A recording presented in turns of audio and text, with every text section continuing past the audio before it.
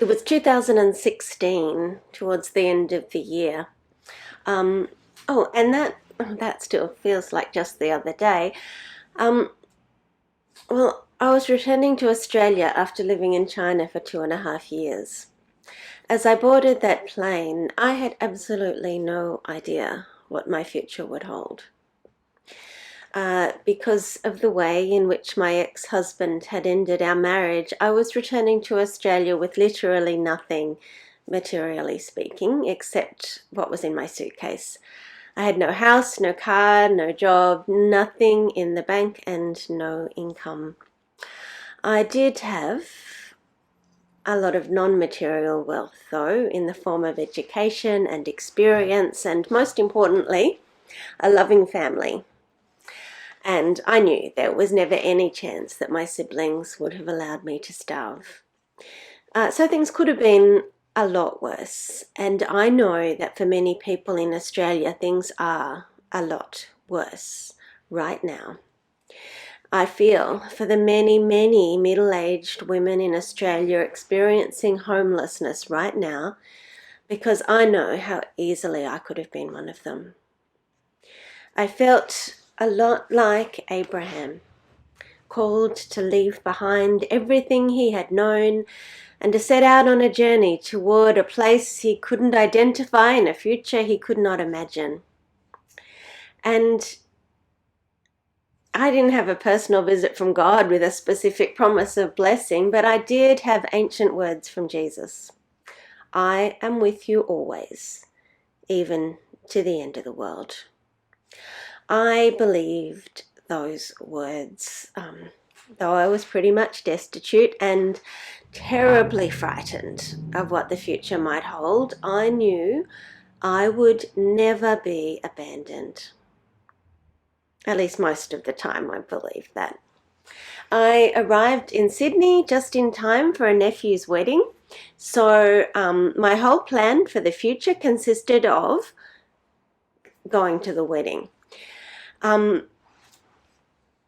There was nothing I could see ahead of that, beyond that. And that's how it was for the next 3 years or more, maybe. I could not see I could see the next task that needed to see nothing beyond that. It was like trying to cross a river on stepping stones in a thick fog, where you can only see one stone at a time and you're not entirely sure that these stepping stones are actually going to take you all the way across. For a long time there were no choices to be made, or rather one consistent choice. Drown in despair, or do the one next thing that clearly needed to be done. Duty or despair. Those were my options. I followed that very constricted path to Bendigo, just because, that was the next right thing I had to do, to move to Bendigo, because I had a sister there who was living alone and had a spare room. Once I was there, then the next one thing that needed to be done was contacting a bishop. I had been working in ministry all my life and had a master's degree and a doctorate in theology, but I had not been able to be ordained because I'd been living in Sydney. So I wondered where the nearest bishop might be. Maybe, I don't know, but maybe Bathurst or Wangaratta. And when I found the nearest bishop, would they even consider ordaining a divorced woman? I had no idea. It turned out that the nearest bishop was 2 minutes' walk from my sister's house, and he ordained me as deacon within a few months of meeting me, and as priest 5 months later. I kept being told how quick that was, but to me it felt like a very long time to be without any certainty and without an income. Through that process, there were still no decisions for me to make, just that one same decision every day, several times a day. Drown in despair or do the one next thing that clearly needed to be done. And later I learned that if I had been absolutely anywhere in Australia other than Bendigo, and at any time other than that year, the ordination process would have taken years. And that's because these processes tend to be very rigid and don't leave room for exceptions like me. But at that particular time, at that particular place, I experienced the minor miracle that was a bishop who was willing to be sensible. So after ordination, my choices continued to be severely constricted right up until April 2020 when I came here to St. Paul's Ashgrove. Coming here was the next clearly right thing in a long chain of one clearly right thing at a time. And once I was here, well, that was the first time I had choices. The first time I had agency over my own life since my husband ended our marriage 6 years earlier. And as you can imagine, I hadn't had a lot of agency before that either. When God calls us to move away from everything that is familiar toward some vague new place, it can take a long time to get there. It can take a long time to even work out where there is. Abraham never got to settle there. Abraham's children never got there. It would be hundreds of years before his descendants settled in that place that God called him to. God does not tend to be in a hurry, and God rarely shows us the whole map at one time. God called Abraham to leave his country and his family. Didn't give him a lot of details about where he was going to end up. We'll be reading through his story over the next few weeks. We'll see that he did take that one step of faith and obedience. After that, as we follow his story, we won't find him doing a lot else that's right. We'll find him doing a lot of things that are horrendously wrong. And that's why passages like the one we read from Romans can be confusing. It seems to set Abraham up as some great hero of faith, when you only have to open up the pages of Genesis to find that he was most certainly no hero.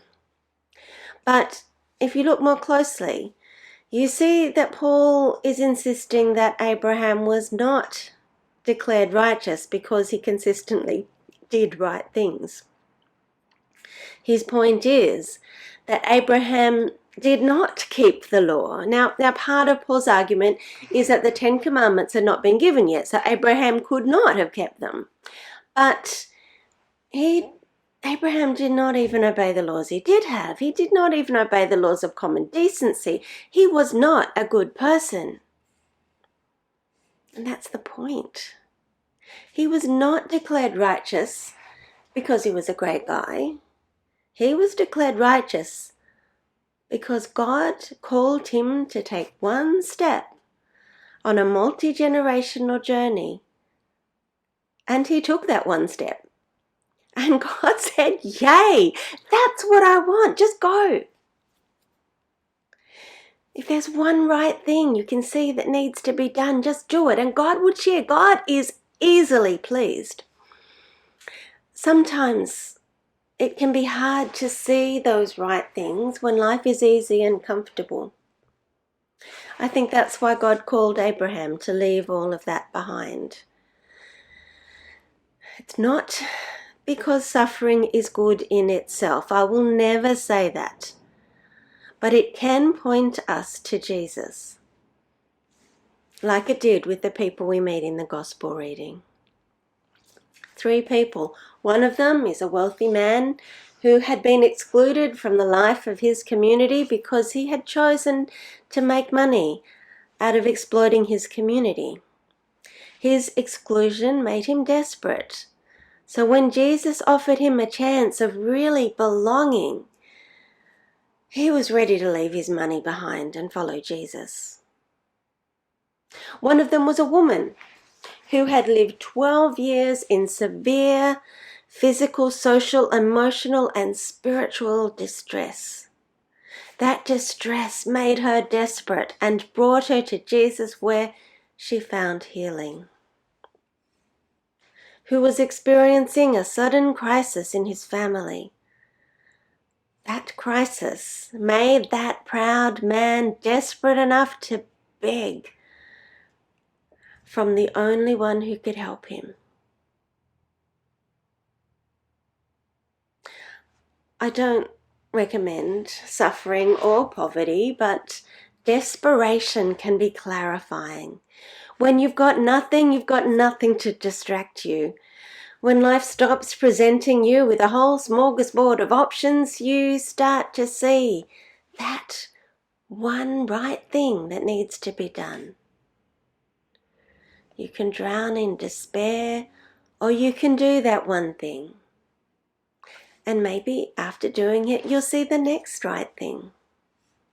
I often think of Dietrich Bonhoeffer in Germany in World War II. He was staying in the US when darkness began to descend on his home. And he could have stayed in the US where he was safe. His friends urged him to stay. But he said that he would have no right to take a leadership role in the reconstruction of the church in Germany after the war if he was not with his people through the war. So he did the one thing he thought was right. He went back. And as life became more and more constricted for him and everyone else in Germany, he kept doing the one next right thing he could see. That path of doing the next right thing and then the next did not lead him to health and happiness. Often it doesn't. It led him to the gallows. Just as the war was ending, he died a martyr's death. Now, we could look back and say he should have stayed in the US. He would have been able to do so much more good if he'd lived 3 or 4 or 5 more decades, or 6 more decades. But his choice to live as a person of the light in the deep darkness of Nazi Germany has given courage to so many others living through dark times. Courage to defy the darkness, courage to do those small right things that might not seem to make any difference, but that become points of light, stopping the darkness from overwhelming the whole world. Most of the German church, along with so many other institutions, caved into pressure and let the darkness consume them. And well, we can understand how hard it was for them, and we are in no position to judge. But we can celebrate the ones who did not cave in, the ones who kept following Jesus on the narrow road of duty and obedience, and so became little points of light in that dark place. We are not called to be great heroes. We are just called to do that one next right thing that we can see is needed. So when God calls you one thing that you can see needs doing, may you do as Abraham did, and as Matthew did, as the woman with the hemorrhage did, as the synagogue leader did, as Bonhoeffer did, and just go. Just go and see where God's grace might take you. And I'll end with a prayer from Thomas Merton.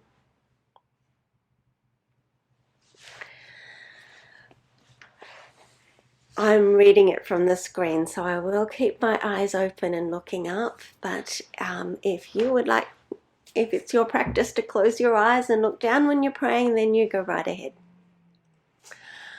My Lord God, I have no idea where I am going.